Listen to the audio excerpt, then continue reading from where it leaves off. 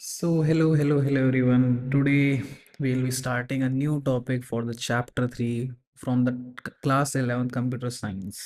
Okay, सो आज का topic है बिग डेटा। इसमें हम पढ़ेंगे कि बिग डेटा क्या होता है, मतलब उसका मतलब क्या होता है, क्या सिग्निफिकेंस है। Okay, so let's start. So जैसे जैसे टेक्नोलॉजी आगे आती जा रही है, हमारी नॉर्मल लाइफ में इंटीग्रेट होती जा रही है। मतलब डे टू डे लाइफ में जो हमारी टेक्नोलॉजी है वो आती जा रही है। जैसे कि हम कंप्यूटर हो गया या फिर स्मार्टफोन हो गया, स्मार्ट टीवी हो गया, सब कुछ है ना। तो जैसे जैसे ये सब हमारी नॉर्मल लाइफ में इंटीग्रेट हो रहा है, वैसे वैसे उसी के साथ जो डेटा जो प्रोड्यूस हो रहा है वो एक बहुत ही बड़ी स्केल पे प्रोड्यूस हो रहा है। मतलब आज in today's world more than a billion internet users there are पूरे वर्ल्ड में। मतलब अगर इसे अगर हम इंडियन उसमें कन्वर्ट करें, 100 करोड़ से भी ऊपर हमारे पास इंटरनेट यूज़र है। और जो मेजॉरिटी जो पूरे वर्ल्ड का वेब ट्रैफिक है, वेब ट्रैफिक मतलब जो वेबसाइट वगैरह फिर इंटरनेट जो स्क्रॉलिंग वगैरह कर रहे हैं, यूज़ कर रहे हैं, मोस्टली आ रहा है स्मार्टफोन्स के थ्रू। कि मतलब इसकी पेसिंग भी हमें यहाँ पे रफ रफ फिगर दी है कितनी है, 2.5 क्विंटिलियन बाइट्स। क्विंटिलियन कितना होता है? अब बिलियन, बिलियन मतलब अगर मेरे को इसे कन्वर्ट करना पड़े तो 1 0 0 0 0 मिलियन थाउजेंड 0 0 0 देन 1 0 0 0 0 0 इतने बड़े नंबर, इतनी सारी बाइट्स, और इसको 2.5 से मल्टीप्लाई कर दो।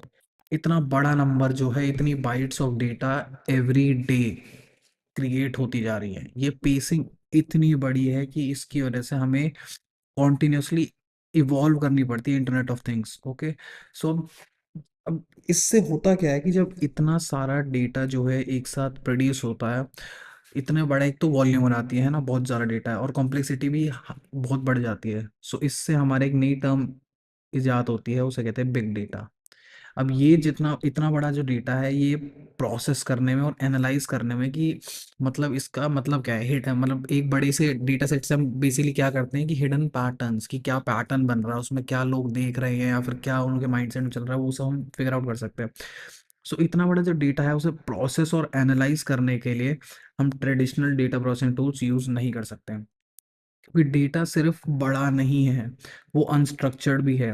जैसे कि पोस्ट हो गए या फिर इंस्टेंट मैसेजेस हो गए या चैट्स हो गए या फोटोग्राफ्स हो गई जो कि हम शेयर करते हैं अलग अलग साइट्स पे, या फिर हमारे ट्वीट्स हो गए, blog articles, news items, opinion post and comments, उनके audio video chat etcetera. Okay, so जो बिग डेटा है वो सिर्फ एक बड़े बड़े वॉल्यूम हमारे डेटा को रिप्रेजेंट नहीं करती, ये अलग अलग चैलेंजेस को भी रेस करती है। जैसे कि इंटीग्रेशन, कैसे इंटीग्रेट करा जाए सारा डेटा, या फिर स्टोरेज, कैसे स्टोर करा जाए इतना सारा डेटा, या फिर एनालिसिस की कैसे एनालाइज करें हम इतना बड़ा डेटा, या फिर सर्चिंग, कुछ भी हमें उसमें ढूंढना हो तो, या प्रोसेसिंग, उसके ऊपर कोई प्रोसेस करना हो, या ट्रांसफर की एक डेटा को एक जगह से दूसरी जगह ट्रांसफर करना हो, या क्वेरी कोई हमें स्पेसिफिक पर्पस के लिए कुछ देखना हो, या विजुअलाइजेशन की विजुअलाइज कैसे करना है इतना बड़ा डेटा, है ना। सो बिग डेटा जो है कभी कभार बहुत ही रिच इंफॉर्मेशन और नॉलेज जो है रखता है, मतलब उसके अंदर छुपा होता है, जो कि बिजनेस वैल्यू में बहुत हाई होता है। कैसे? कि जैसे कि एक कंपनी का समझ लो पूरा बैकग्राउंड, उसका पूरा डेटा कि कैसे कैसे काम हुआ है, कितनी मतलब किस पेसिंग पे चल रही है, वो सब अगर उसमें से हिडन पैटर्न ढूंढ सकते हैं तो एक बिजनेस पॉइंट ऑफ व्यू से इसकी बहुत हाई वैल्यू होती है ना। सो अब जो कीन एफर्ट है इसमें सॉफ्टवेयर और जो मेथड डेवलप डेवलप करने के लिए, इसी वजह से आता जा रहा है कि अलग अलग प्रोसेस और क्या कहते हैं, एक बिग डेटा को एनालाइज करने के लिए एक अलग से इंटरेस्ट आता है कि हम कैसे कैसे करें एफिशिएंटली और इफेक्टिवली। नेक्स्ट आता है हमारा सब topic, characteristic of big data. Big data किस तरीके से उसके कैरेक्टरिस्टिक हैं, फीचर्स हैं। ओके, सो बेसिकली यहाँ पे हमें 5 फीचर्स दिए हैं। पहला है वॉल्यूम।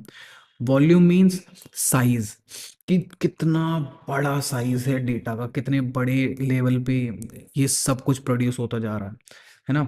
सो इतना बड़ा साइज होने की वजह से ट्रेडिशनल डीबीएमएस टूल्स से हम इसे प्रोसेस नहीं कर सकते। अब डीबीएमएस में भी आप थोड़े कंफ्यूज हो, डीबीएमएस कुछ नहीं है। D means data, B means base database, M means management and S means system. So database management system, है ना। सो इस वजह से इसे बिग डेटा टर्म मिली है, क्योंकि इतना बड़ा डेटा इतनी ज़्यादा वॉल्यूम में प्रोड्यूस होता है कि हम ट्रेडिशनल जो हमारे पुराने डीबीएमएस टूल्स थे उन्हें यूज़ नहीं कर सकते। अब सेकंड आता है वेलोसिटी। वेलोसिटी क्या होती है कि रेट, वेलोसिटी मतलब एक तरीके से आपने फिजिक्स में भी पढ़ा होगा, स्पीड को कहते हैं। सो वेलोसिटी हो गई रेट, कि किस रेट या फिर किस स्पीड पे ये सारा डेटा प्रोड्यूस होता जा रहा है और स्टोर हो रहा है।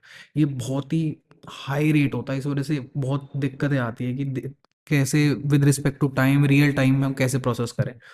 थर्ड आता है वेराइटी, वेराइटी मीन्स अलग अलग तरीके का। अब डेटा जो है सिर्फ बड़ा नहीं होता, वो अलग अलग तरीके का होता है। मे बी डेटा स्ट्रक्चर हो सकता है, सेमी स्ट्रक्चर हो सकता है, या अनस्ट्रक्चर हो सकता है। ठीक है, इसके कुछ एग्जांपल है text, images, videos, web pages और बहुत सारे।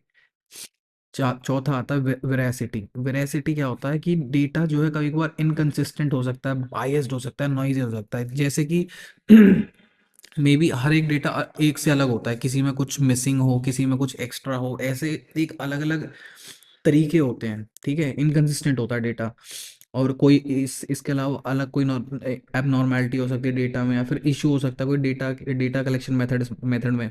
सो वेरासिटी का मतलब क्या होता है, ट्रस्ट वर्दीनेस, कि हम ट्रस्ट कर सकते हैं ये डेटा। क्योंकि जब प्रोसेसिंग होती है, जब इनकरेक्ट डेटा की प्रोसेसिंग होगी, तो हमें रिजल्ट्स जो हैं गलत मिलेंगे, या फिर मिसलीडिंग इंटरप्रिटेशन मिलेगी, जो कि हमें नहीं चाहिए होती। अब पांचवा होता है वैल्यू। अब बिग डेटा जो है वो सिर्फ एक बिग पाइल ऑफ डेटा नहीं है, सिर्फ एक बड़ा डेटा नहीं है, उसमें जो है एक हिडन पैटर्न या फिर यूजफुल नॉलेज भी होती है ना।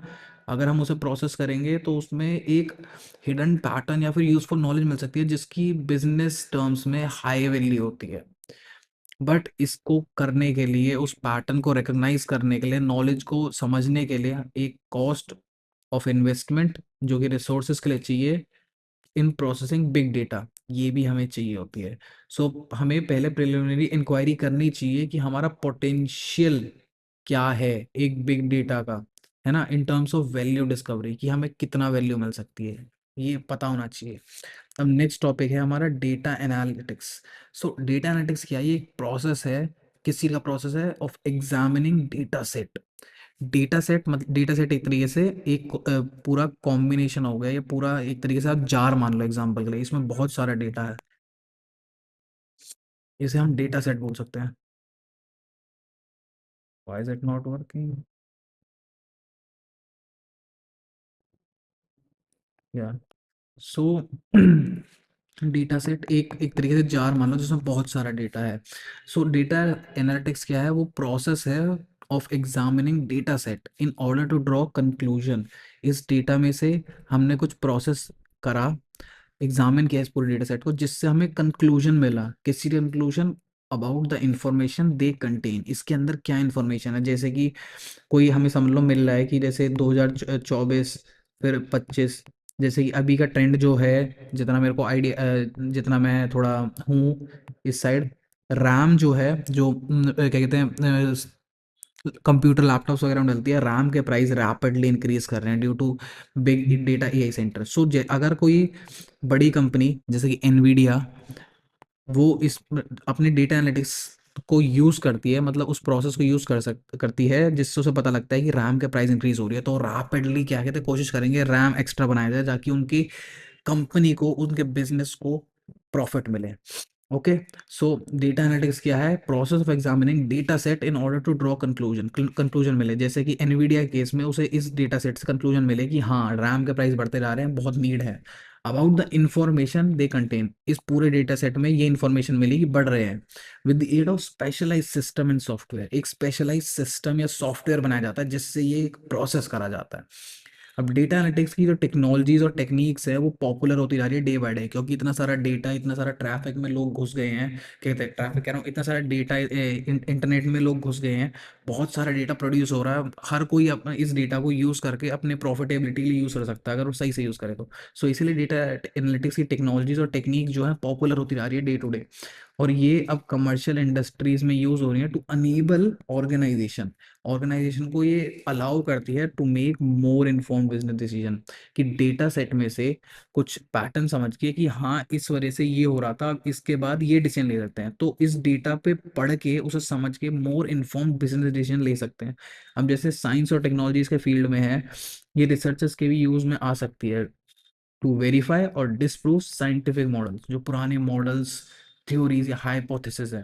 ओके, सो और अब नेक्स्ट इसमें ये लिखा है कि पांडास एक लाइब्रेरी है of the programming language Python. जिसकी मदद से मतलब पांडास लाइब्रेरी को यूज करके हम एक तरीके से टूल बना सकते हैं जिससे हम डेटा एनालिसिस को बहुत सिंप्लीफाइड कर सकते हैं. Okay, so this is all for today's lecture. In the next lecture, we will be starting our new topic, that is Internet of Things. So thank you. See you. Tata. Bye bye.